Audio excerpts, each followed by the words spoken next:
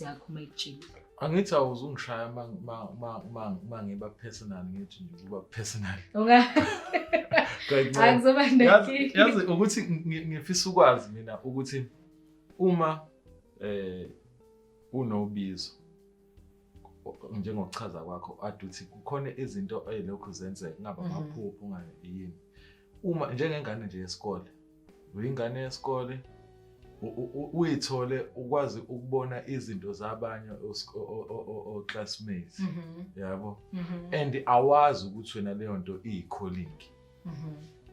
Isimo esikanjalo wena ngaba ngithi ngeke ungishaya ngithi mangithi ba personal wawihandlisha kanjani lento wawuthi kwenzakalani kuwena uma kukhona izinto angithi vele manje usuyazi how kwangama symptoms vele kanjani ngaleso sikhathi wawungazi ngangazi kwakunjani bese engaqala futhi ngikusho ukuboniswa kusho ukuthi une calling. Oh yeah, ukuboniswa nje akusho ukuthi une calling ngoba incazelo ye calling ibisijula ngeindlela eziningi kodwa ukuboniswa akusho ukuthi une calling. Singabonisa sonke nje egcekeni sibonise isitshelwe ukubonisa kanti umtshela sibonise ngaleyo ndlela sibonisa ngayo but akusho ukuthi une calling. Bese ngiphendula umbuzo obungibuza angiyibonanga angazanga andinganganalo lwazi lama calling ubizo lezinto zamadlozi izinto zomsamo nganganalwazi ngangazi nashe ekhaya ukuthi banalo ulwazi noma cha. Ukukhula ububona mhlawumbe into usuyikhumbula indaba hawu yazi bengibona ugogo yazi bengibona umkhulu bengibona usibani izinto engareference kuzo ngoba manje sengikhulile o manje senginolwazi le calling yami ukuthi hawu yazi ngiyayikhumbula ngisamncane noma ngangakhulumi angisena vele umuntu wakhuluma ukukhuluma sengikwazi oba ngiphuma ephehle kodwa izinto ezibuka ukuthi yazi ngalesa sikhathi kanje kwenzeka ukuthi but ngangayikhulumi yoma engakhuluma ngisamncane shame ngangigoyisha shuthi kahle cause impilo engangiyibuka ngangiphila impilo enzima kahle personally ngoba nje ngisho ukuthi ngangasena umuntu okhulumayo but ngangiphila impilo ejwayelekile mhlawumbe omunye umuntu engabuka ngenye indlela ethi yazi lengane kanjani but maybe if ngangikhuluma ekhaya kwanganyazeka ngenye indlela but futhi ngiphinde ngisho ukuthi ekhaya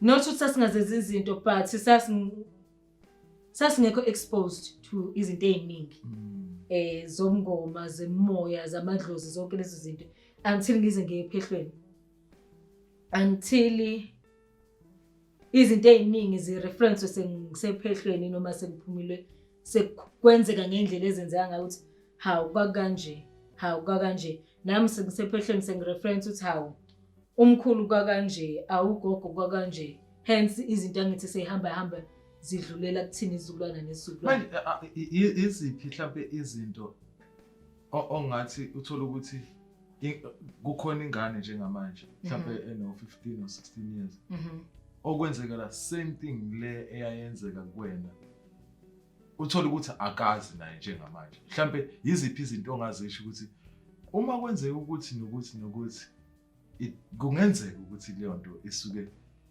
usuku kule journey le engangihamba mina ngoba lapho uyobusiza umuntu njengamanje okulesimo okuthola ukuthi nawo ungazi wofuthi umuntu ongakhuluma thothi kwenzeka lezo zinto yiziphi izinto mhlawumbe lezi ongathi omunye ubuka le podcast ethi hayibo shuthi nami engakusho ukuthi umuntu angasho ukuthi umuntu omusha noma omdala because I can't but umuntu uboniswa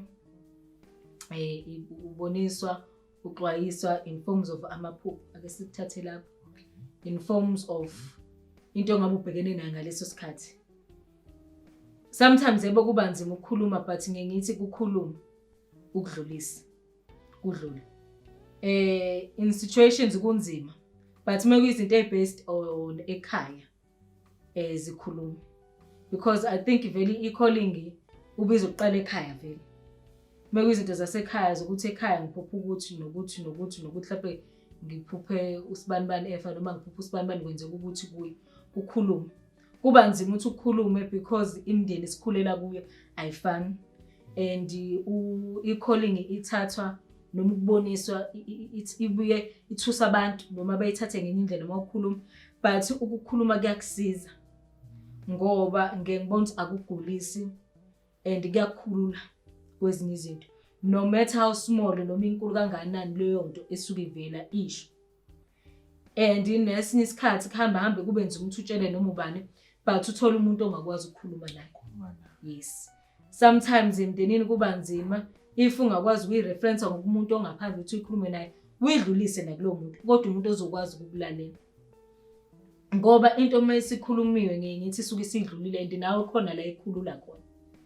Mengithi kunzima ingoba ngikhulumela amanye ama-aspects amaningi. Mekuthi umuntu osesikoleni iyakuhlupha. Ngabe uboniswa ngaleyo ndlela ebonisa ngayo njengisho ukuthi akukho okudlula ukuthi uyikhulume leyo nto. Even ukuyikhuluma kumuntu ongabe uboniswa leyo nto ngaye noma kufika leyo nkulumo ngaye noma kunzima uyidlulise. Mekuthi uyamona leyo muntu akayithathi ngaleyo ndlela nawe ubusugcina mhlawumbe la ugcina khona. Noma usho ukuthi ngicela ukudlulisa something umngene nje kahle umuntu uthi ngicela ukudlulisa lento mase yakulalela uyikhuluma ebese uyadlula kuye. Ungabe usaqhubeza much into details. Sengisho umuntu mhlawumbe osamncane noma umuntu ongakayazi kahle i-calling because i-calling njengisho ukuthi iqala ekhaya kakhulu. Iqala ngezimo zasekhaya, iqala ngeenkinga zasekhaya, iqala ngezehlo zasekhaya. Angani noma kuyaphenduleka nokuningi lapho. Ngiyakuthola. Yazi mhlawumbe okunye akodwa uyazi kodwa abantu mhlawumbe abangakwazi. Nowami ugogo wayesangoma. Madubi. Yazi indlela okwakwenzeka ngayo sike sihlebe. Uyabona akekho futhi umuntu ongahlebi manje nomuntu wakhe. Umuntu manje nomuntu wakhe nje uyahleba. Nathi sike sihlebe. Uthola ukuthi sikhuluma lento ukuthi hayi yabo manje indlela osekuthwaswa ngayo. Angithi nathi sinalento mina nje ngokwazi kwami ngazi ukuthi umuntu ugogo nje. Ugogo wayesitshela thina. Usibunje umamenshi lapha khona ufakazi. Lapho koMaritzburg ufakazi. Ugogo wayesitshela thina. Uyoshayisa isigubhu bethu yosigidisa ethi khona umuntu ozofika namhlanje. So shaya isigubhu sogida. Mhlawumbe uthola ukuthi soze ngoba sasiseze ingane soze silalele thina umuntu wakhona ifike ngempela ebusuku. Sesiyavuka thina sesiyaxoxela noma mhlawumbe sikhona sigcine sibonile. Lo muntu ufika kwakhe uyogcina kwakuthothi ithwasa lakho gogo. Ayinawo amathwasa. Ugcina kuyithwasa lakho gogo. Kodwa manje hayi umuntu uyapakisha manje thothi bayapakisha hayi siyahamba siyothwasa. But akhona ama situation kanjalo manje ubani unga understand mina angazi noma mhlawumbe ukushintsha kwezinto manje ukuthi hayi manje sekufana ngokuthi ngathi uye technique khona. Yes, we are prepared. Kanti thina sazi ukuthi umuntu ufika ethi mayiphaphama ebuya ngabe usuke ebuya la ukuba umuntu engazazi ukuthi ukuphi. Engazazi ukuthi ufike kanjani. Kodwa abantu bethi wena dusineze direction eza la. Yebo. Izona istory mina engizaziyo. Yinto ezazenzeka la. Ugogo elinda umuntu engazi ukuthi uba kodwa ethi khona umuntu ozayo la. Eyosigidisa ngoba ngikhumbula ngalokho ukuthi phela ngithi vele mosakhuluza ungathandi. Ugidisa vele. Nganginakho nje. Nganginakho ukufaka la ukukhandwa ngalento le ngabami. Nganginakho nje ngigide ngabe angithi ufuna ukudlala ibhola gogo yanibiza ngishayisa isigubhu ufuna ukugida. So ngangizi ama moments kanjalo ngeke ngwakhohlwa nje. Kodwa manje abantu futhi sebapakisha manje evaleliswe ekhaya uhambe kahle siyothwasa kahle. Yini ushintsha? Seluningi kakhulu. Ziningi sinezinkinga eziningi. Yazi lento ibuye ihambe ngokuthi uyithatha kanjani lento le-calling noma lezi zinto ngizothi intwaso ubizo kuya ngokuthi ukubiza kanjani. But ngikuthatha ngokuthi mina ziningi inkinga umuzi nomuzi abhekene nazo. Ziningi. Umuzi nomuzi unomthwalo wakhona. Yeah. So nje usubona umuntu nje ethatha ikhoma zakhe ehamba. Ingoba uhambisa inkinga egcwele kulomuzi lo. Ezinye kahle mawusuyibuka akusizona ezintwaso. But isuke ifuna indlela yokuphunyuka, yokuphuma, yokuhlambulukeka kulezi nkinga. So hence lento entwaso manje sihlukile noma ukuthwasa noma ubizo manje sihlukile. Kuukuthi ngibuye ngathi sesithwasela nezinkinga zasekhaya kakhulu. Asathwasi lokhu kokuthi uyothwasa ngempela nje usho ukuthi kwakufika umuntu abizwe ngendlela abizwe ngayo noma aphuma ekhaya noma ugoga lindele umuntu ozofika. Inkinga sesihamba siyohlola sithi mehlole bese sigcina sesithwasela inkinga zasekhaya. I think hence mhlambe ngiyakuphendula ukuthi angifuni ukuchaza size sijule kakhulu kodwa khona ke podcast somphakathi efana sijule. Kodwa ukuthi sesithwasela inkinga zasemakhaya asathwasela ukuthi kumele ngiyothwasa noma iyangihlupha lento engibizayo ihambe ingikhiphe ngihambe ngiyofika la ngifika khona.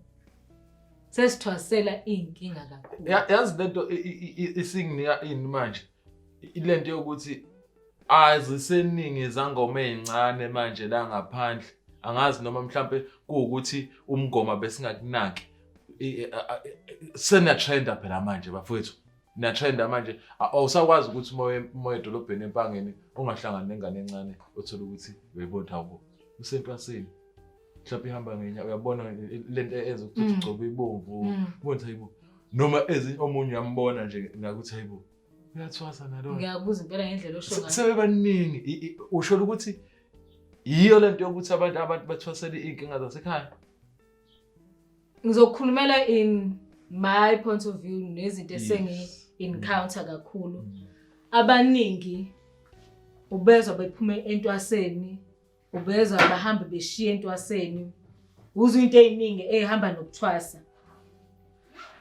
Ijeni yabo ibingakufanele noma ibingakafunakala ukuthi ibe intwaso depending on umuntu.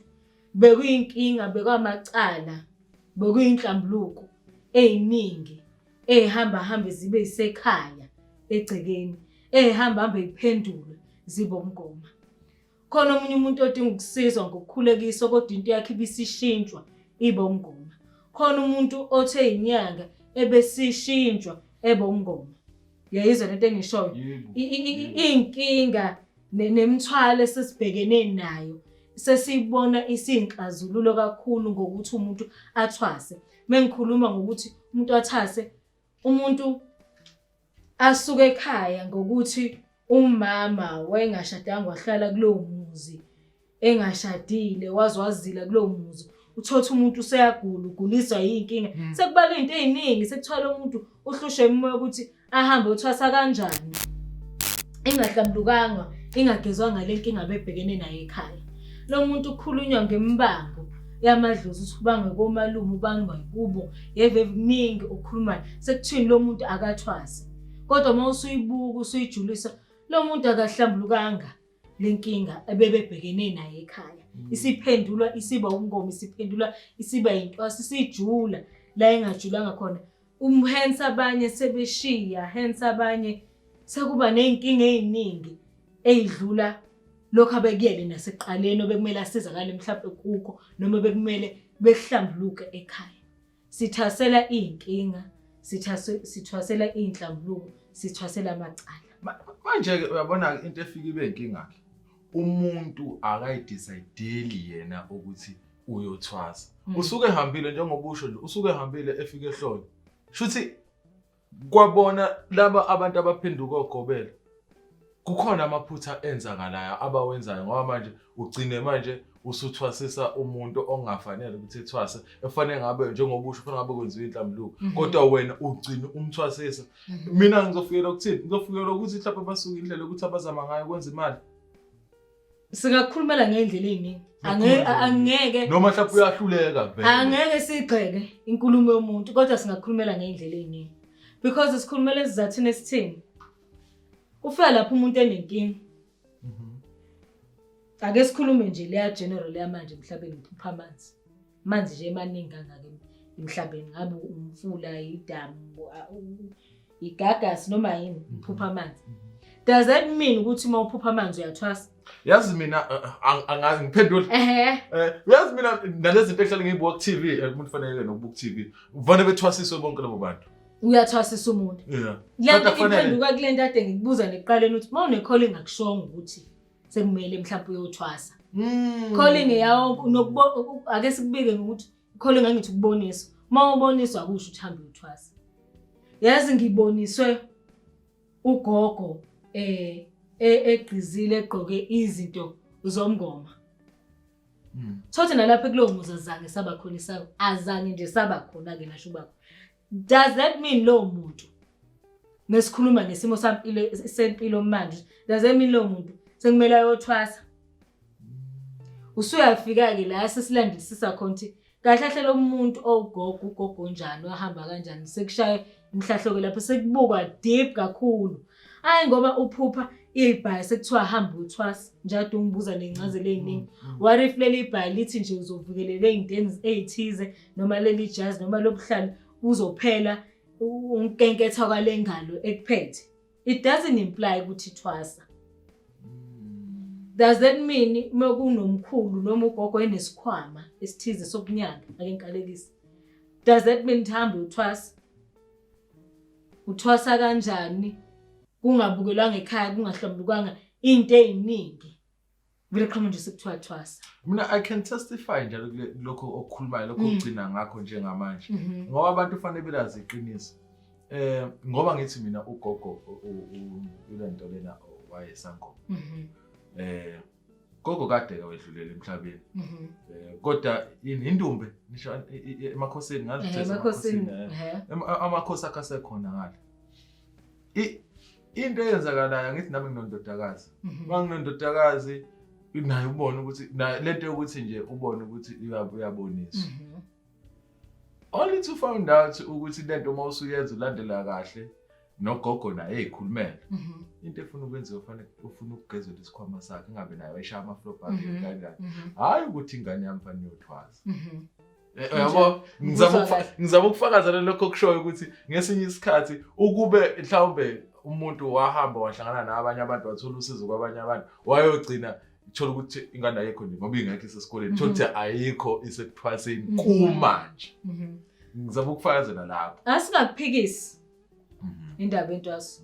Ngoba nokuthwasa ngakhona kungakususa ngeindlela eziningi ukuthi ugcine ufinyelele la omele ufinyelele khona uthola usizo.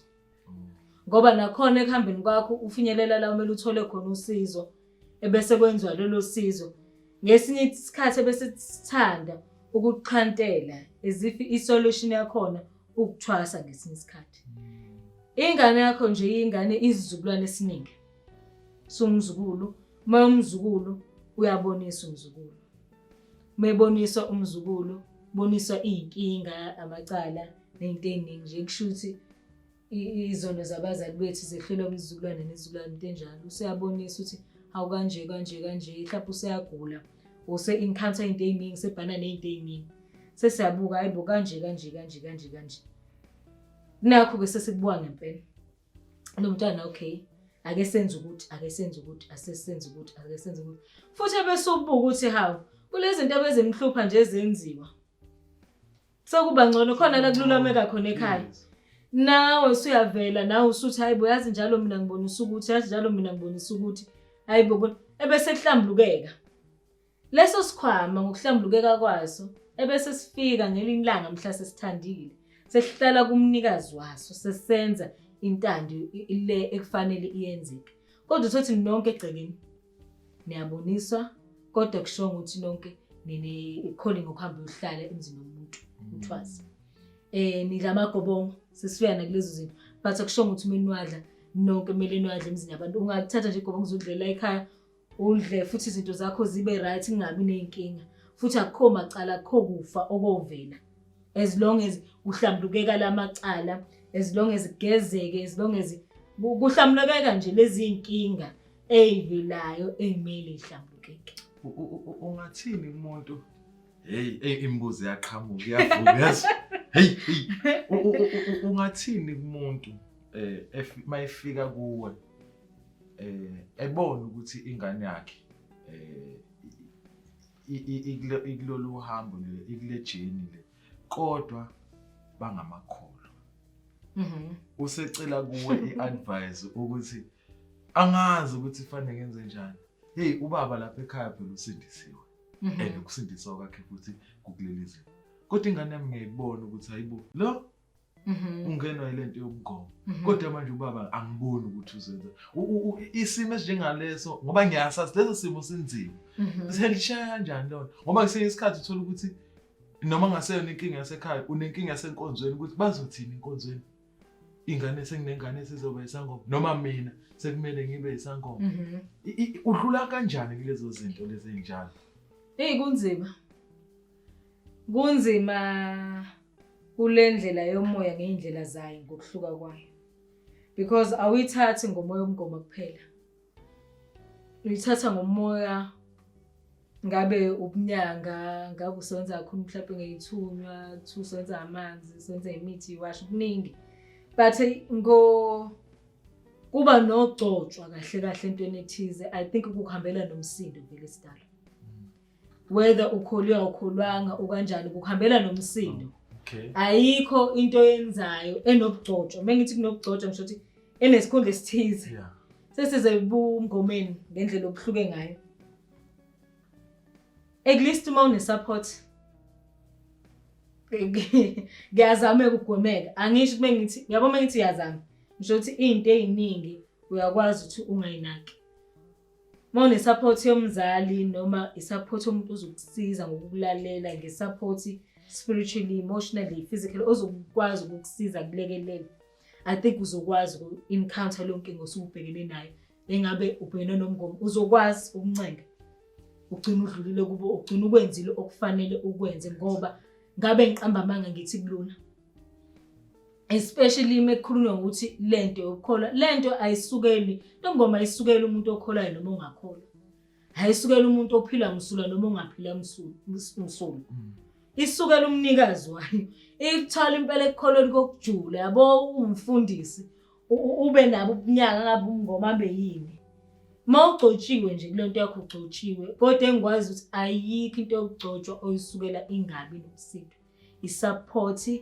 Support oyidingayo ulwazi ukulekelela ukusekela kuleyo ndlela ozobe usuyithatha.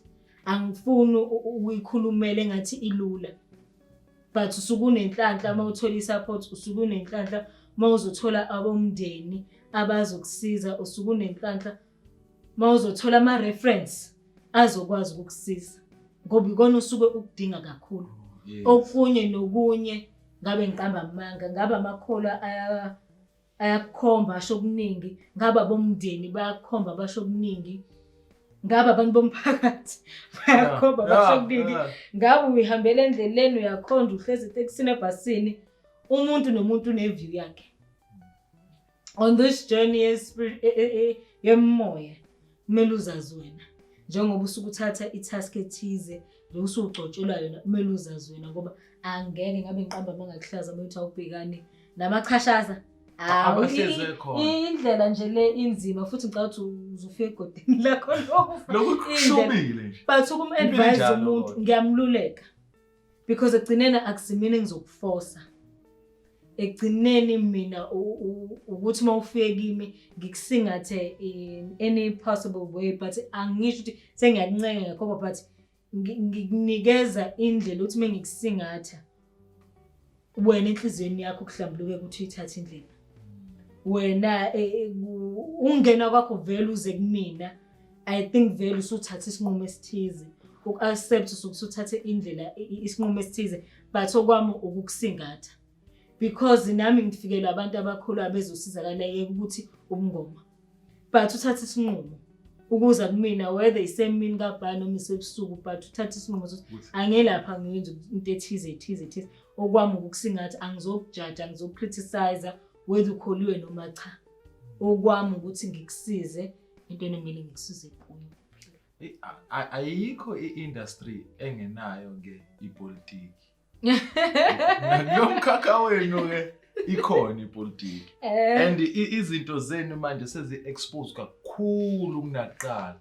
ngoba senama reality show go TikTok natholakala khona abasebenza ku TikTok uthola ukuthi umuntu uyasebenza manje ku TikTok kuyabhulelwana khona la kodwa manje kukhona le politics khona abathi bona uyakwazi ukuthi ungaye entwaseni ugcine nje vele uyithwasise wena nalabo abangapha bathi hayi ngeke ayikho leyo nto isangoma sangempela isangoma esithwasayo yanza la bantu abakhulumayo bobabili bayizanga yebo ngisho ukuthi ayikho indawo engenayo ipolitiki. What's your take ke wena lapho? Kubalekile bafethu sisilapha abantu futhi asizakala sesingasayigxeki okubalekile ukusiza umuntu ngoba whether uliphalazile bebesha uliphalazanga whether uthwasile uthwasanga ugqizile wagqoka manje ugqizile ugqoke amabhaca alokuhlala igcwele iphandla igcwele uhlalile emzini womuntu unyaka noma 6 months noma ungaphandle okubalekile ukusizakana okubalekile ulwazi okubalekile even i-exposure yawonke ama-social media ngiyayithanda into iba inkinga noma ibe isidina mase kuba no-abusana kahle ngoba egcineni nje bebaningi abantu abayi-exposayo kwama-platform e-social media bahlukile baningi and egcineni basiza abanye cause ukubona ukugxekana kakhulu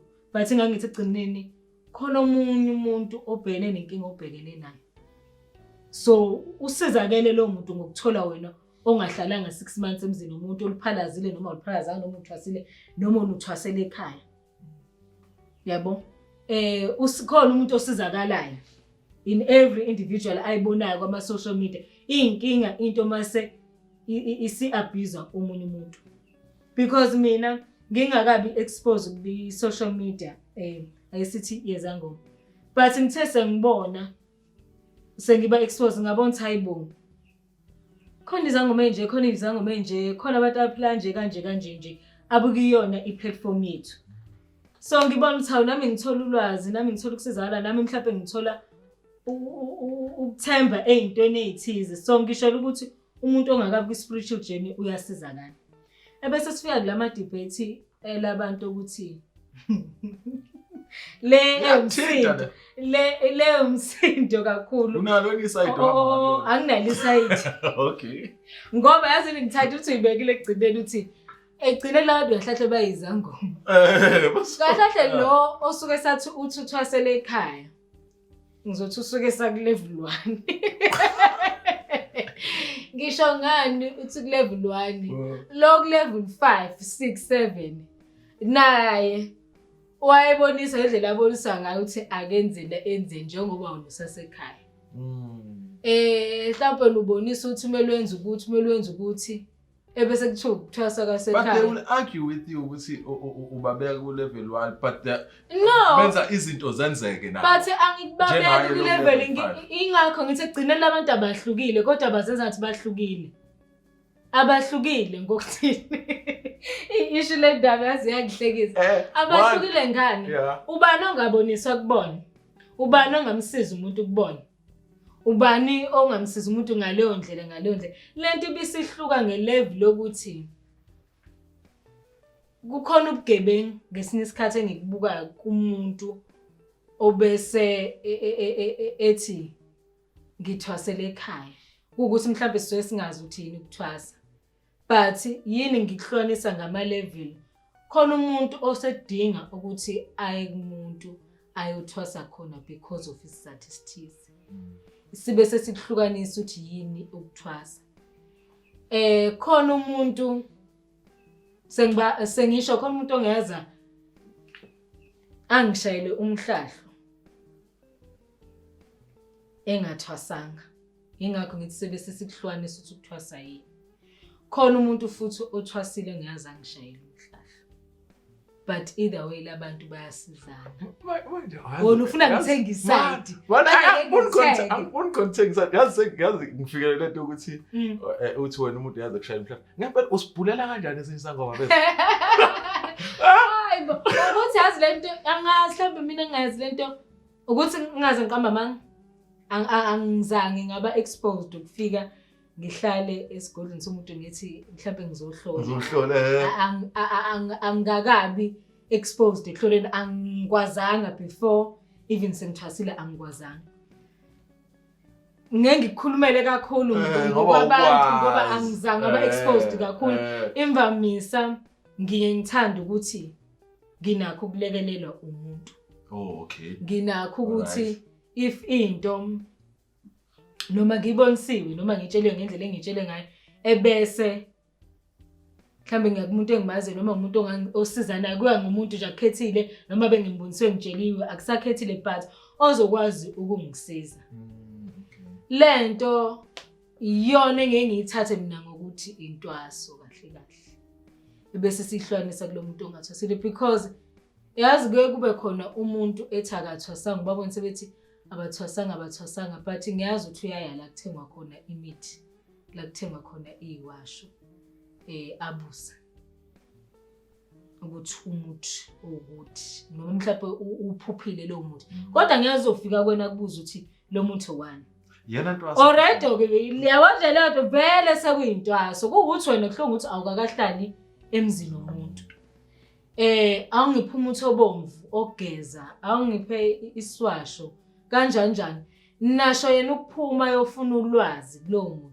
already lokho sekuyintwaso for mina ngokubona because sengiphumile endumbeni yami noma endlini yami engisebenzela kuyo noma emsameni wami akusakhethile sengiyakumuntu ukuthi ngicela ungisize ngicela ungilekelele ngicela ungi-advise lokho already sekuyintwaso ukuthi siyajulisa lento already sengithwasile ngoba lo muntu sengiphe ulwazi whether ungiphe ngokuthi ngihlabe inkomo noma imbuzi noma ngikhokhile but ulwazi sengitholile yazi ngoba ade sikhuluma ngezinto social media athini ama handles zakho so that abantu bezokwazi ukuthi uzothi umuntu otholakala kanjani athini ama social handles zakho kuma konke nje social media ngiku Facebook na Instagram mangifuna nje konke handle yami yayifanela umashombela nje yonke indawo umashombela ku Facebook umashombela ku Instagram na WhatsApp ngiyatholakala for advice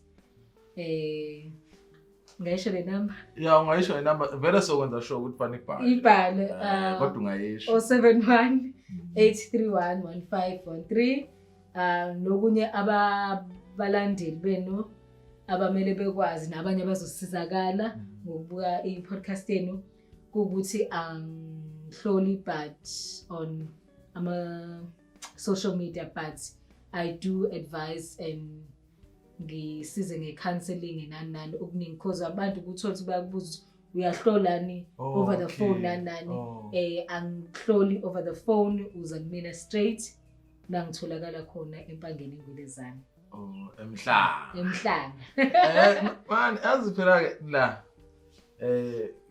ngifuna lento sixoxe vele sesiyayivala manje kodwa ngeke ngidedelele ngokubuza ilento yokuthi umuntu udlisiwe lento yedliso ikhona into okuthiwa idliso ukhona lo muthi affecta kanjani mawukuthi ukhona umuntu osukufakwe kuyena uaffecteka kangakanani ngabe ngokomphefumulo ngabe nangoku physically nje ulimaza kanjani kwayena lo muntu osebenzisayo lo muthi lo yena usuke elimele kangakanani noma naye kumlimaza kangakanani ukusebenzisa umuthi njengalo othandweni yaba ngiqondisa nje edlisweni khuluma ngedliso idliso ngokulazi kwami msokumuthi mesithi umuthi ikhambe ethize etsohlanganisiwe ukuthi lenze intando yakho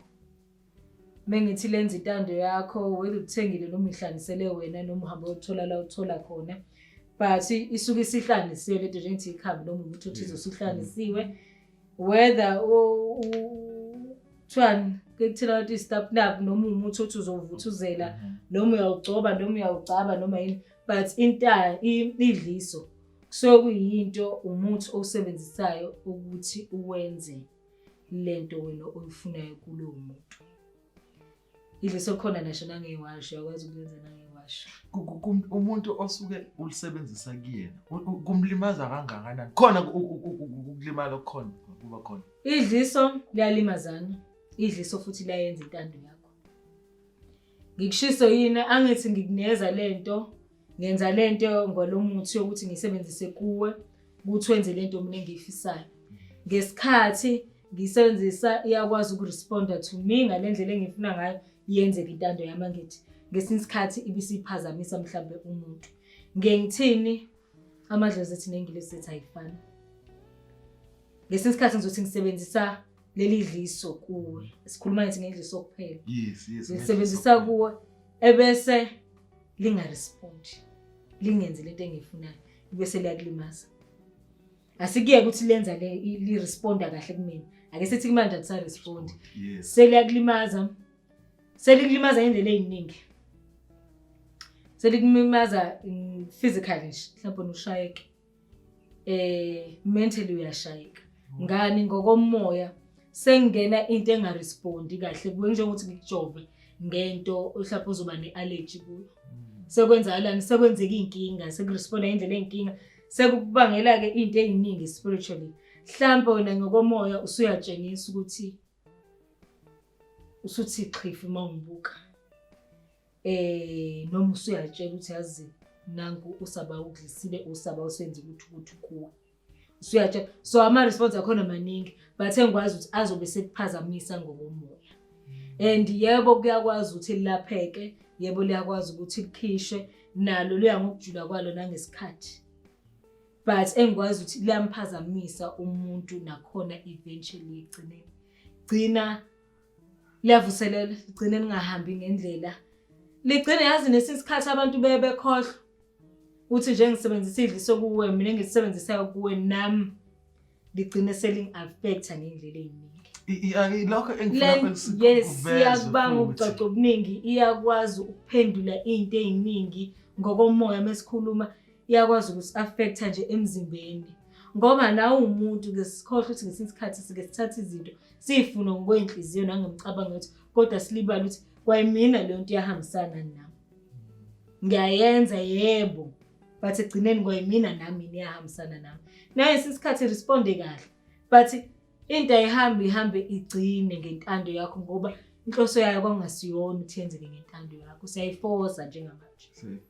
Ithi into ifuna ukuhamba ngo-A when you force ukuthi ihambe ngo-A yona egcineni igcina ifuna ukuphunyuka la ifuna ukuphunyuka khona. Ebese ngesinye isikhathi ke sekubonala into eziningi. Sekubonala lona indlela oresponda ngayo, sekubonala mina indlela engenza ngayo, sekubonala into eziningi affectikayo empilweni yettu. Sengathi manje senziwe into ezithize kanti sikhohle nalamadliso nalezi intando esifakayo ezifuna ukuthi zenze izintando zayo kodwa igcine zingaphumeleli noma seyigcine ekhambeni kwesikhathi ziresponda ngendlela ethize. Indlela okhuluma ngayo shothi awunalo idliso. Ameni kageji lapho. Ngisebenzisa idliso. Angisebenzisa intando. Shothi umuntu lokuthiwa plan ngethola idliso la. Hayi, kodwa intando zami angifiki kulo angifiki kulo mkhakha. Emfundo uthola ungqoka ngikunikeza uship line ongazi ukuthi uzowenza. Zothi emba masiqeda ukushuthi uzongifodela ama numbers nesho khona obaziyo besibana. Okay, la kwi podcast sinalento yethu esiyenzayo igcinene umbuzo wethu ogcina nci. Kuba into eba personal. Engezokudila ngale topic ade sikhuluma ngayo ngoba sikhuluma ngawe ke manje. Yeah, ngawe. It's only one question. Akuyona into eningi. Ayesisi. Ubani ongakwazanga ukuthola ichance ukuthi goodbye again. Ufika ngase ngikugaye nje leyo chance ungathini again. How goodbye. How bani? Oyedwa nje bese ukuthinta kakhulu ukuthi yazi sibani banangivayilisanga again. Ngingaze ngiduke kakhulu isisho ngokuvayilisa uthi ayisekho emhlabeni. No, ukuvalelisa nje. Kukhona omunye othola ukuthi umuntu engikade ngithandana naye. Nahlukana. awukwazanga ukuthi goodbye. Kuyenzeka futhi ukuthi ngesinye isikhathi umuntu ongasekho emhlabeni awukwazanga ukuthi goodbye. Ungafuni ukwenza kube wena nje ungitshela ukuthi ubanje umuntu bese ungashongo ukuthi goodbye. Obonayo njengamanje ukuthi yazi kusibani kwakumele ngivalelise kuyena. Nawo amazi kwafanele. Ngicela ukwasha nje ngendlela zombili. Okade baningi labo goodbye. Ngendlela ezimbili. Ngomuntu ongasekho emhlabeni ukhona noma sibakhona kodwa ukhona. Ngisho personally ngokomndeni noma ngingisasha igama but bakhona. And then kamnandi futhi but ngeke ngisho ukuthi sinayo le connection ukuthi at least kodwa but ngingasitholanga lesi sikhathi engangisifuna but kumnandi ngoba sasabe izwana nje ukuthi angitholanga lesi sikhathi engangisidinga sokuthi naye mekufanele lesi sikhathi ngivalelise kahle. Nice. Phela kasekho lesikhuluma ngaye. It's fine. Sesikhuluma ngokhona. Nkosi yami. Akhona sho ucopho okuncane ki right ngavalelisaka. Hayi kabi. Sasingaxabene. Lena ilindeleke. Sasingaxabene ngangakwenza lutho and I'm so happy ukuthi okuningi. How. Okuningi bakuthi awukho nqa. And kodwa futhi mengithi ngawenza unqa ngingazi. Hayi kabi Nkosi yami bye la. Kodwa nje awukho nje ngakho umuntu mina ngifuna ukubalelisa. Awungeke akuneka akekho. Engifuna ukubalelisa kuye kodwa futhi mengithi khona unqa engawenza Nkosi yami ngiyaxolisa. Bye kahle kodwa ke hayi asibambeni. Ngiyabonga kakhulu bese ngesikhathi sakho. Ngiyabonga kakhulu ngesikhathi sakho. Ngiyacabanga ukuthi abantu kuningi abakufundile namhlanje nami kuningi engikufundile kuningi engikutholile namhlanje. Okuzongenza futhi ukuthi ngifune ukufuna i-information eningi ngayo ngoba phela singamaZulu. Ngeke sikubalekele lokho. Ubungoma kukuthina ngoba singamaZulu. Futhi hayi ukuthi amaZulu kuphela ama-Africans. Yabo and lento lena ithinta thina ngokomphefumulo. Singazenza izinto lezi abazenzayo ama-Europeans senze zona sizama uku-adopta kuzona. Kodwa ngokomphefumulo nangokomoya singama-Africans. Shuthi kohlezi kusithinta. And kubalekile ukuthi nabanye abakhulayo bebe nayo information. Bengagcine bebezimpumputhi nje begcine bengazi. At least bebe nayo lo hint. Sithi masikhuluma sixoxa kanje be-understand ukuthi yini lento esikhuluma ngayo. Ngiyabonga kakhulu for isikhathi sakho. Kubonga mina. Danko.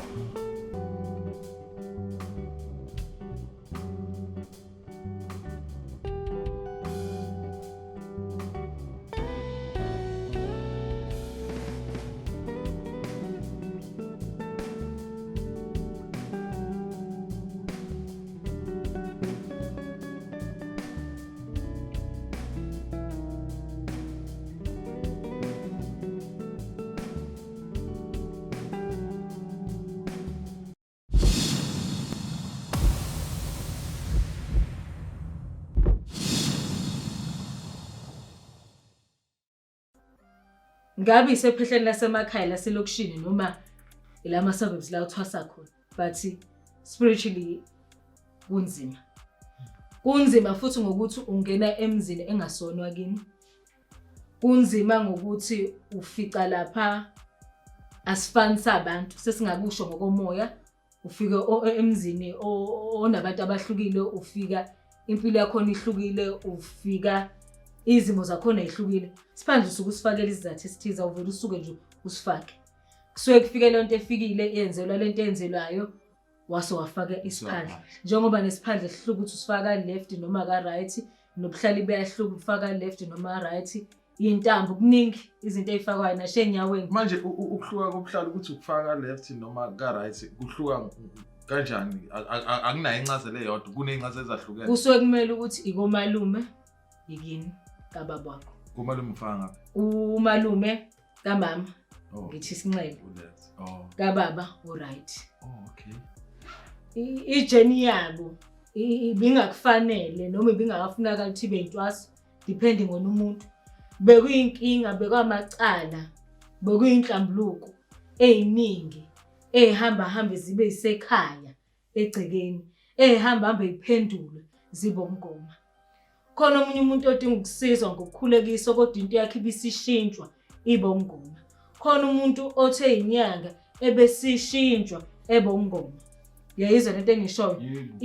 Inkinga nemithwalo esesibhekene nayo sesibona isinkazululo kakhulu ngokuthi umuntu athwase. Mengikhuluma ngokuthi umuntu athase, umuntu asuke ekhaya ngokuthi umama wayengashadanga wahlala kulowo muzi, engashadile wazila kulowo muzi. Uthotha umuntu useyagula, uguliswa yinkinga. Sekubala into eziningi, sekuthola umuntu uhlushwe emoya ukuthi ahambe uthwasa kanjani.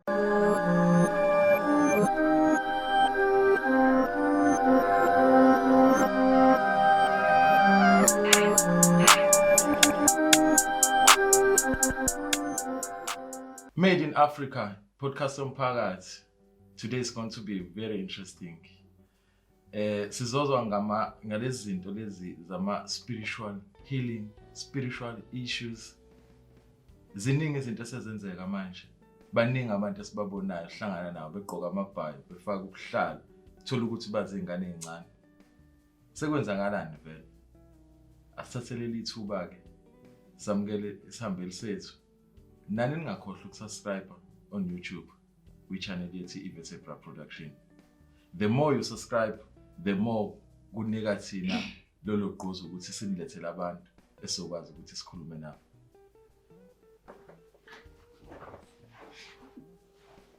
Mama, uyaphila? Ngiyaphila njani? Size sifikelele ithuba leli. Lize lifike. Sibe nenkinga eziningi ukuthi le podcast igcine yenzeke. Kuningi esidlule. Kuningi. Kodwa siyabonga ukuthi sekuze nafika usuku. Wamuhle wona namhlanje. Uphingotha.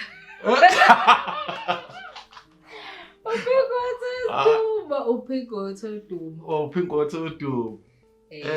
Awusiphe kancane ukuthi ubani uSaba Makhaye, ukhulelephi, ukhule kanjani, ukhule nobani? Angimbe nje igama lami uSaba Lindelwa Makhaye. Ngikhulele eMpangeni KZN. Ngikhulele khona nje ngisamncane, primary, high school. Ngikhula kanyanye nezingane nje ngokujwayelekile.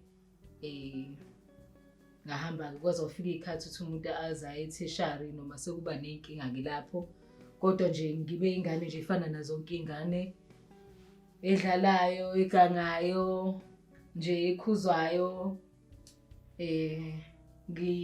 Ngokubuka ke ngingabi le ngane mhlawumbe bineyinkinga ezithize cha ngokubuka.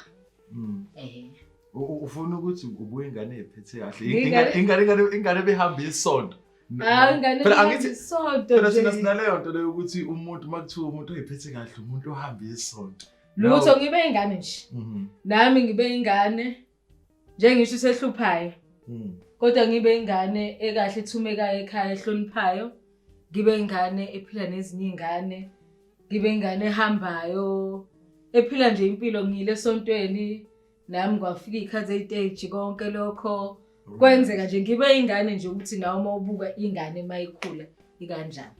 Ngafunda primary, high school nje. Nami ngaba ingane njengazonke izingane. Ekuhamba mbeke phela ingane ke nengane ibe nama issues zakhona, kodwa nje ngizokubeka ukuthi nami ngibe ingane normal and healthy. Normal and healthy.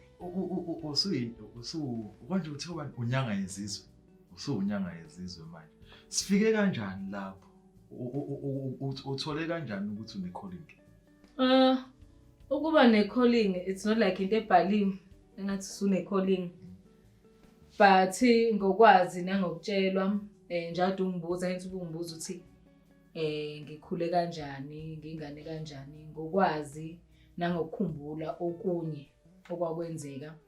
Kube nezigameko nezinto ebeyivela ngisakhula engizothi ezingajwayelekile. Ezenza ukuthi mhlawumbe abazali beyibuke ngezinye indlela. Njengisho ukuthi akubhala ukuthi une calling, ukuhamba ukhule. Kunama stages nezinto odlula kuzo kwi calling.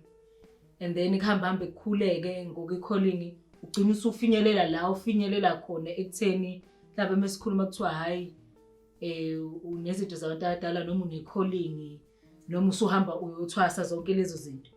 But ukuzazi ukuthi ngibe ne-calling angifuni ukubeka as if into nje ibhalekile, but ngizothi kube nezimpawu nezinto ezithize ebezihamba zingihluphe. Ekungihlupheni akufani ke nakubantu mhlawumbe bengaba ukugula izinto zempilo in general nje, esikoleni, amaphupho, ukubonisa izinto, ukukhuluma izinto, kuningi ngeke ngikubane. Ingangithi ngeke ngibise ngikubeka ngetheke ukuthi kuyi-calling, but sothi thini ama-symptoms noma izimo ebengibhekana nazo egcine bese zingibeka kulesigaba sokuthiwani une-calling noma uhlushwa abantu abadala. Shuthi kahle akubi into mhlawumbe ukuthi kuba isigameko esiba sodwa bese kuthi ke usuthi okay ngine-calling. Lento kuba ingathi kuba ne-step, kuba ne-process noma uwe osuke lento iqondane nawe usuke ungazi. Usukubone emva ukuthi sekwenzeka into eziningi ukuthi hawu kanti ngine-calling. Usuke ungazi. Yazi usuke ungazi ngoba usuke ukhula nawe uthi moyibuka ufana njenga wonke umuntu. Kwenzeka njenga wonke umuntu. But kusuke kuyizinto ezicashile. Ngizothi ngakwiside lami mengiyibuka kusuke izinto ezicashile ngoba unosuke ukubona nje ku right. Qhubeka uyakhula nje ngisho use-primary, use-high school, udlala nezingane noma udlala nezingane noma uyingane kanjani. Usubona ukuthi ingane ethanda abantu ayibathanda abantu. Uyakhula usungene ku-stage where usuyayi-tertiary, high school, zonke lezi zinto. Usuya kwi-workplace. Usuqala ukukhula nokukhula kuney'teji zakhona. So ngesikhathi ukhula ngizoyibanga njengalento ukuthi isuke inyoka. Iyakunyonyobele ngazo zonke indlela. Ilokhu ihinta ngaphi. Ayivele ifike nje isithi ba, isiyibhoni. But iba impawu nje igama lizisho ukuthi impawu ama-symptoms. Alokho ekhula nawe evele. But ke bese ehluka ukuthi akushaya kanjani. Abese ehluka ukuthi akushaya ngokuthi uyagula. Ebese ehluka akushaya ngokuthi uyaphuma uyahamba uyala uyakhona. Akushaya ngeindlela eziningi zokuthi kodwa into esuke idinga ku-attention. Adinga attention yakho. Sometimes ke sabantu sikhula singakwazi. Sijothi awugula ukuthi ake ngihambe ngedokotela. Dokotela engaboni lutho noma ngabona ukuthi unenkinga. But mawusekhaya noma usemhlabeni usuphumile esayidini la dokotela usunezinto eziningi ehamba zikuvelela. Mengithi ziyakuvelela angisho ngokukuvelela kokuthi awutholi umsebenzi akwenze ukuthini, but unokugula ongeuza ukuchaza ukuthi ukugula okunjani. Akusukhona ukugula ukuthi kunesilonda, akusukhona ukugula ukuthi kunomkhuhlane ukuthi ngithenga umuthi ngikuphuza. But ukugula lokho bese kubekeka ngokuthini spiritual okomoya. Into engathinteki. Into engathinteki ngendlela ukuthi sekungiphoqa ukuthi manje ngiyothinta indawo ekuthiwa umsamo.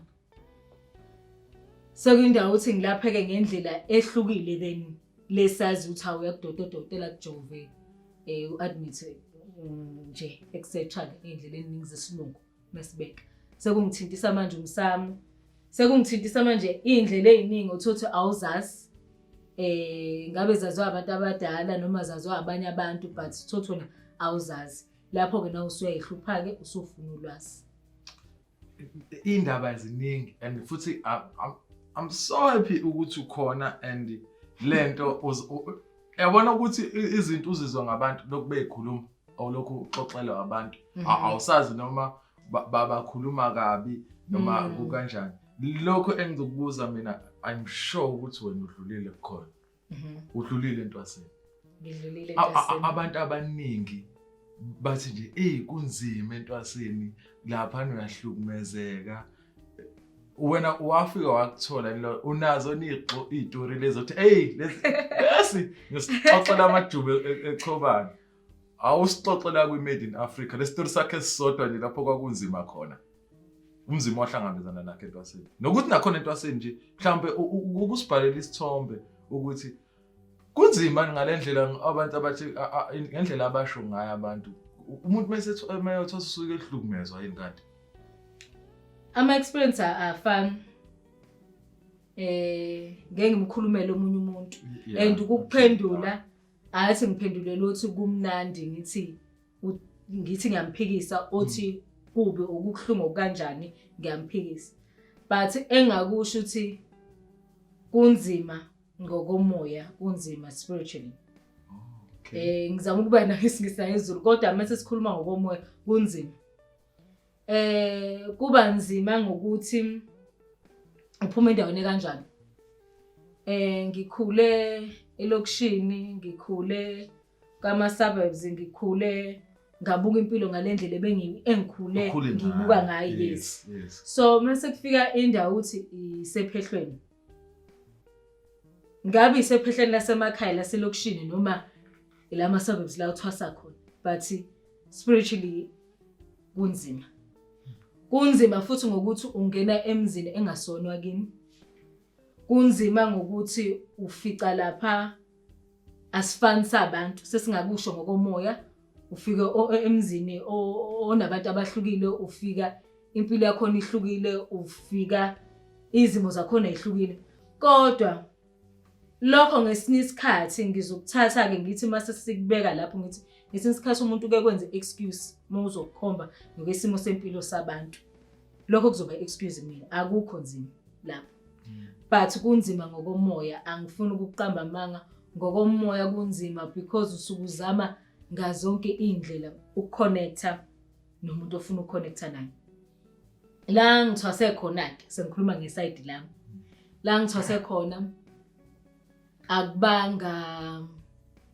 akubanga nzima ngoba ngikwazile ukuadapta kuleyo mpilo yakhona. Kube nzima ngokuthi bengakwazi ukusinda. Bengakwazi ukutheza inkuni, bengakwazi ukuthwala isigubhu ngokhamanzi. But nokuthi angikwazi ukuthi angizange ngakubona kwenzeka, kuukuthi akuzange kwenzeka kimi. Kwathi mase ngikujwayelile leyo mpilo, kwafana. But into eyinzima kakhulu ngingikhohlisa umoya, idlozi, intwaso, ukuhlangana nalomuntu omele uconnecte naye, ukwazi ukuphahla. Ingangidentiso ngokuthi ukhule kanjani. If ngingakwazanga ukuphahla bengizobona kunzima, because bengizoqala ukuthi uthini manje lo muntu ukhuluma nami uthini, uthi angenza ukuthi angi-understand. Lento ifana nesikole, awuvela ufunde nje ukwazi ukubhala, awuvela ufunde yonke into uyazi. But I'm sure uqala ukubhala kuba nzima. But mawusukujwayele uvela ubone lento uthi hayibo iyenzeka leyo nto. But umuntu mekubekelela ngokuthi kunzima, ngicathi mina usuke kubekelela ngokuthi indawo asuyefika kuyo indawo angayijwayele. Umoya lo asayibhekana nawo umoya angawujwayele. So ngesikhathi ukufunda usukulandelela usukujwayela, cha nawe uyabona ukuthi kuba ngconywana. And I'm sure mawusuphumile umuntu uyayibona nalezi zinto obuyifundiswa lapho. Phela usufana nengane. And mawusayingane ufundisa izinto vele ubona ngathi yonke into kodwa mase uhamba ingane ukhula uyayibona ukuthi zinezidingo. Suphumile ephehlweni uyayibona ukuthi lezi zinto bezinezidingo. But ingakho ngithi ngikukhulumela kwamanye ama-experts yabo okuthwasa, but kwamanye ngeke ngikhulume ngigxeke because ama-experiences ethu afani. Kunezinto okuzizwe ikhulunywa abantu engazange ngabhekana nazo ephehlweni. So lokho mengikhuluma nakho ngeke ngijule kakhulu khona, but sengikhulumela ngezinto ezithanda uba personal. Ilapho ke engizothi kunzima, and ilapho engizothi umuntu ngiyazi akwazi ukubekezelela. But mekuyilokho okuyinorm njengomuntu into osukuyiyele, then lapho ke kunzima. Yeah. Shithi yazi into engiyithathayo kule nkulumo ngokubeka kwakho, ngoba nami izinkulumo ngize ngiqhamuka nalombuzo nje ingoba khona ezinye izinkulumo engisuke ngizizwa. Kodwa ngokubeka kwakho okusho khona ukuthi abantu banalokho kungafuni ukuadapta kwi-change. So umuntu mengafuni ukuadapta kwi-change bese kuba sengathi uyahlukumezeka, ngathi umuntu kunesihluku esikhona. Kanti kube uya-adapta nje ngabe yonke into ihamba kahle, ngoba futhi ezinye izinto ziba nemigomo yakhona. Kunjani? Ungafuni ukulandela leyo mgomo leyo kuba sengathi uyahlukumezeka. Yabona nje ngithanda ngoba ibeka kanjalo. Ayikho indawo ne-department Nasho indawo ohlala kuyo ayikho indawo enganazo into zakhona. Ya. Kuya ngawo. Ukwathinta indaba yokuphahla. Futhi lento izosiza mina kakhulu. Ngiyathemba ukuthi nabanye abantu la emakhaya bazosizakala. Lento yokuphahla. Mayithi umuntu hamba uyophahla. Angazi ngeke ngitshele ngesinye isikhathi mina ngokukhula kwami ngakhula ngathi ukuphahla ukuthandaza. Nginaleyo understanding. Ngisacela nje ungichazele kuyini ukuphahla? Ukuphahla ngabe ukuthandaza nje adusha. Ngabe ukukhuluma. Ngabe ukushisa ikhandlela, ngabe ukushisa impepho. Ukuphahla uphahla noma ikephi la kuvumelana khona nalokuphahla ozobe ukwenza. But ukuphahla ngizohamba ngikubeke ngithi ukukhuluma nomuntu ofuna ukukhuluma naye. Angingakubeki ngithi ngesibongo. Ukuphahla ukukhuluma nomuntu engifuna ukukhuluma naye. Uthi ngikhuluma kanjani naye as long as kune connection ekuphahleni kwethu. So ukumuza umuntu ethi mengithi uphahla ngokuthandaza. Angithi ukuthandaza ngabe uvala amehlo noma awavali but uzokhuluma lento ofisa noma uzokhuluma lokho ofuna ukukhuluma but ukubhekise kumuntu ofuna ukubhekisa kuwe ebese kuba ne-connection. Ukuphahla ngabe ukushisa impepho ngibiza umkhulu noma ugogo noma uanti noma ingane engifuna ukuyibiza ngiyibize ngithi mase ngiyibizile ebese ngikhuluma engifuna ukukhuluma ebese kuba ne-connection. There's no way ukuthi ukuphahla kukanje kuphela. Oh okay. There's no way ukuthi ukwenza kanjani. Mina ngeke ngikusho ukuthi okubalekile i-connection nomuntu osufuna ukukhuluma naye. Ukukhuluma kahle kahle ukuphahla ukuthi sesakujulisa sengathi ukuphahla kunendlela ethize. Ukuphahla ngingama egcekeni ngimile kanje. Ngithi gogo ukuphila ukhona noma ngithi ma ukuphila ukhona nakho ukuthi nokuthi ukuphahla lokho. Ukuphahla ngingangena endaweni ecashile ezongena mina kuphela. Ngishisa ikhandlela noma impepho noma ngibuya amanzi zonke lezi zinto nasho ukudla utshwala besiZulu besingisi noma ubani ngikhulume lento engikhulumayo but engiyeke ngikusho mina egcineni okubalekile i-connection nomuntu ofuna ukuconnecta naye. Akukho singaphuma seyintabeni siphume ngaphandle senze zonke lezi zinto ezikhona okubalekile ukuphahla ukuphahla ungena kwi-interview. Ngabe uthi uNkulunkulu, ngabe uthi Jehova, ngabe uthi baba, mama, gogo, mkhulu. Yabo nje sengisho lokho sengiphahle ngaqeda. Ngakhuluma nalomuntu engikhuluma naye, saba ne-connection ngabeka udaba ukuthi kuyaphenduleka noma kuphenduleke kodwa ebengikuphahla sengikuphahlile bengikusho sengikushilo. Yazi content ngifikelayo futhi ngifika manje and lento ngiyathemba mhlawumbe uzonginika i-clarity yayo phethe. Ngiyathemba ukuthi uzonginika i-clarity yayo. Yazi kuke ukuthi mina ke ngumuntu owenza izinto zesizulu kakhulu. Angisindisiwe. Angazi noma unfortunately noma fortunately kodwa nje khona ngisindisiwe. Yazi bese uthola ukuthi khona lento engangahlangana nayo kubo labo Facebook. Ngoba senemandla phela nako Facebook. Kubo labo Facebook. Ukhona ipost eyayisho ukuthi uma wenza itiye akufanele wenze itiye kungekho into oyibonile noma into eyisign ingabe eshoyo ukuthi ufanele wenze itiye. Ngase ngimangazwa yilokho mina ngoba mina nginakho mina ukuthi ngikhumbula ugogo mina ngingane yagogo maduku ngikhumbulele ugogo bese kuba naleso sifiso ukuthi yazi mase ngenzela ugogo itiye akaze ngilicele akaze ngimphuphe akaze kwenzeke lutho kodwa bese kufika kimi ngaphakathi ukuthi yazi I feel like sengathi ngenzela ugogo itiye ngisho ngenza into encane nje lapha kodwa manje mase ngingena ku social media ku Facebook nangu makhosi uthi akufanele ukuthi wenze itiye ngoba uzophambanisa izinto eziningi itiye kungekho into ekhombisayo ukuceliwe. Ikuphi okufanele kwenzeke mfethu mhlambe ngokwakho ke ngokwemfundiso zakho owafundiswa ngakho ikuphi okufanele kwenzeke ku right mangenza itiye ngoba ugogo ngimkhumbula noma fanele kuze kube ugogo fanele engivezele ukuthi hayibo ngidinga itiye phela. Itiye ukuhamba ngiyongena esitolo ngithengele noma ubani engifuna ukumthengela into engimthengela yona ngimlethele nje sikhuluma ngami mhlawumbe uthengela ugogo uthanda amakhekhe uthanda itiya uthanda isibindi ngimthengele ngimlethele itiye le itiye selenziwa izinto ezijule kakhulu mengithi zijulile I think isijulela umuntu nomuntu ngendlela yakhe njengoba nawe usho ukuthi wona kufika kuwena angicathi nalowo muntu kuze kufike etiyeni kwakufika kuyena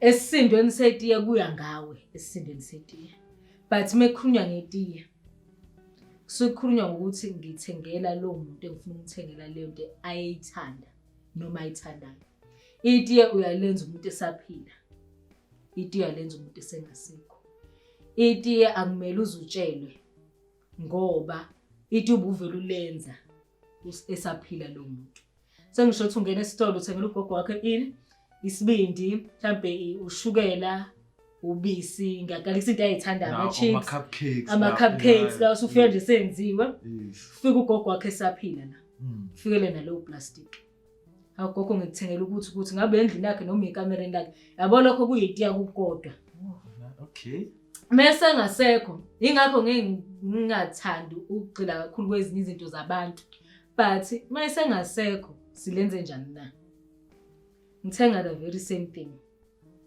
ngiye la engabe indlu yagogo noma ikamera akusakhethile ingakho ade sikhuluma ngalento yokuphahla ekuqaleni yazi ungena kwakho esangweni endlini yagogo mekuthi awuhlala naye noma sekunekhaya elithize la ugogo ayihlala khona ukufika nalowo plastic la kwakuhlala khona ugogo ufika endlini yakhe noma ufike ekamereni lakhe already lowo plastic ophethe ona lezo zinto oyiphethe usuyitiya ungena kwakhe esangweni ungakafiki la uzobuya khona vele usugcotshiwe njengomntwana olethiti sesikhuluma manje sengasekho vele usukhuluma naye lo muntu uzongena endlini yakhe ngesajula kakhulu ungena endlini emsamo noma endlini yakhe noma kanjani kuya ngokuthi sakhona noma asekho bese sikhulumela esimene esengasekho usufika no plastic usuthi gogo nakhe ngikuphathele khona wakuthanda already ugogo usumenzele itiye leli eselihamba namakhandlela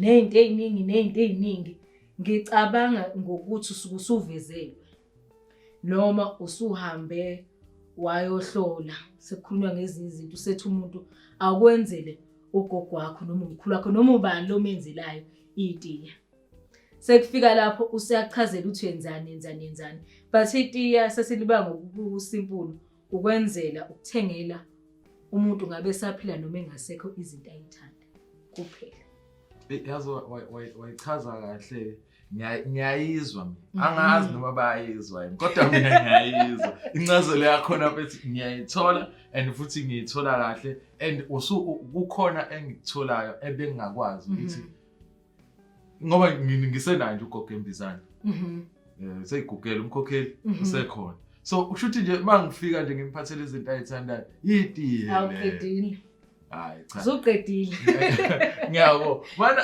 yazi ke ngizoyifaka lembuzo ngilokhu ngiyiphosa nje ngoba kukhona ezinye izinto esingayinaki kodwa ezikhona kodwa asiyinaki abantu kakhulu njengamanje esikwazi ukubabona izinto esikwazi ukuba identify ngazo ukuthi bayizangoma kuba ubuhlalo abanye bafaka amabhayi lento yabo nje mina ngizoyikhulumela mina ngiyazi ukuthi bakhona abanye futhi abangazi mina ngiyazi ukuthi kufaka ukuhlala angibazi ukuthi ubusho ukuthini ngiyazi khona ukuthi isangoma sifaka ibhayi angilazi ukuthi ibhayi lisho ukuthini amabhayi ezehluke kuthola ukuthi khona engathi linebhubezi khona nempangela angazi noma kuneyingazelo yini ilapho engifuna ungisize khona ukuthi kusho ukuthini ubuhlalo ngoba hayi ukuthi basuke bekufaka nje yebo ngiyathemba ukuthi kunengazelo akusuke nje ngoba ethi ngiyabahalela ngiyathemba ukuthi ngifake trendile uthi ngifake okunye kuba u-red and white esinye isikhathi ubona kuba white kuphela ngine-show ukuthi kusuke kuneminingi ilokho engifisa ukuthi mhlawumbe ke sihlale khona ukuthi amabhayi uthini ibhayi uma ungaligqokile ibhayi ungalifakile lo bhayi kunenkinga ukuthi ngisangoma esingafanga ibhayi Mase siza kulezo zinto ezamabhayi nobuhlali nazonke lezi zinto ezifakwayo eziningi ngabe umuntu ufake ikhumba ufakeni kuningi nje okwenziwayo lapho kuya ngemoya yakho kuya ngedlozi lakho ukuthi incazelo ithini iya ngemoya yakho ngedlozi lakho ukuthi ufake ibhayili green namhlanje ufake blue kuya ngedlozi lakho nemoya yakho incazelo zihlukile for umuntu nomuntu abafana mina obumhlophe ngize ngibufake vele nasekuqaleni obumhlophe ingoba ngitshengise idlozi lami ngitshengise leyo ngilosi yami iyathi faka nabo ubuhlalo obumhlophe asho incazelo yakho ukuthi uyayisho isizathu sakhe kulungile but kufake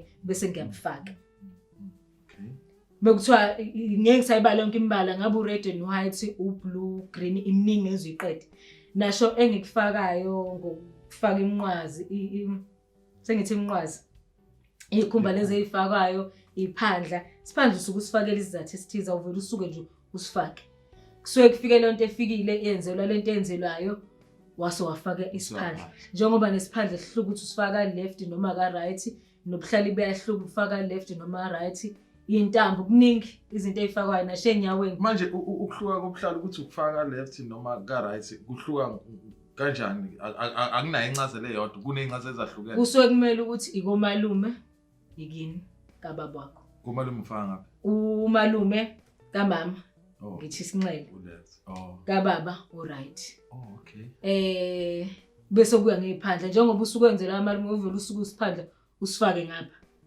ngaka right uwenzela kini kababa sengichaza kakhulu kodwa ngeke uthathe isiphandla usifake endaweni engafanele usifake nje sishilo ukuthi u-left ngokwamalume u-right owakababa mina sengiyazi ke namhlanje bengazi angithi so ubona nokuthi umuntu usuke eyifake ngaphinto nakho kunezizathu zakhona and then mase siya kwingcazelo angeke ngamchazela umuntu ukuthi kuyini but okubalekile usuke utshelwe idlozi lakho usuke utshelwe umoya wakho njengoba kuya namajazi nezinto eziningi usuke utshelwe ingilosi yakho uthi yenza into ethize imele isizathu esithize ayikho into ebalekile nje ukuthi mawumuntu wenza lezi zinto zemoya wenza izinto zemoya ngabe ukuthandaza ubungoma ubumnyanga kuningi uwenze ngendlela yencazelo yengilosi yakho yedlozi lakho yomoya wakho ofikile ngoba usuke kunezizathu